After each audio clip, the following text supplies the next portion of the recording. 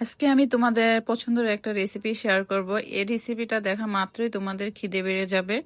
আমি চেষ্টা করি সবসময় তোমাদের মাঝে ভালো এবং লোভনীয় রেসিপি তুলে ধরার জন্য। তাহলে রেসিপিটি দেখে নেওয়া যাক।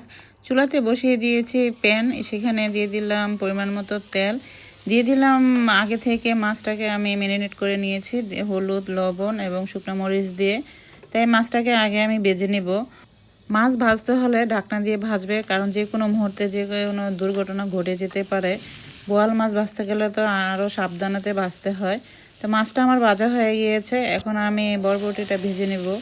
আগে থেকে বরবটিটা আমি হালকা সিদ্ধ করে নিয়েছিলাম, এখন ভালো করে ভেজে নেব। বরবটিটা ভাজা হয়ে গিয়েছে, এখন আমি এখানে রসুন, কাঁচামরিচ, পেঁয়াজ সবগুলো একত্রে ভেজে নিচ্ছি। যেহেতু আমি ভর্তা তৈরি করব, তার জন্য এই উপকরণগুলো আগে থেকে ভেজে নিতে হবে। এখন দিয়ে দিচ্ছি আমি শুকনো মরিচ।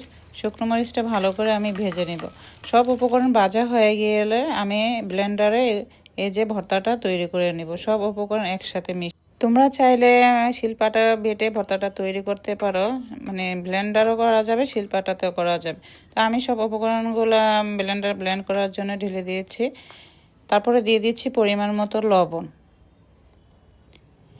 এই যে দেখো আমার ভর্তাটা রেডি হয়ে গিয়েছে। গরম ভাতের সাথে এতে যে কি মজা লাগবে। তো এখন একটু সরিষার তেল দিয়ে দিচ্ছি।